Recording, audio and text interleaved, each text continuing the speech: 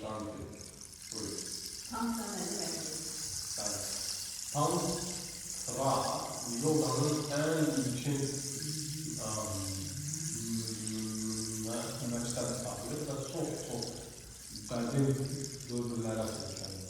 Bütün yoga məqsədləri hamısı buradan və öz yəni payını götürüb və inkişaf etdirilir.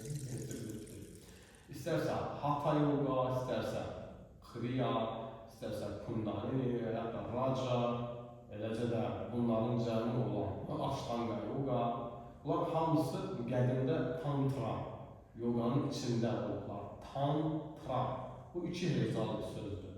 Tanam, yəni bu odur ki, metodik bir vəsait. Elə bir vəsait ki, bu vəsaitlə qurtuluşa, azad olmağa nail olmaq, üsul. Bu Tantrada əsas vəsait cantra, yəni fiziki bədəndir.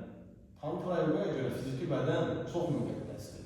Və sən bunu bir metodik vəsait kimi bilib, bir mexanizm kimi işlətməyin yolunu tapırsan. Burada sənin ilahi həqiqətə çatmağın, bu fiziki bədən prosesidir. Onun şanı.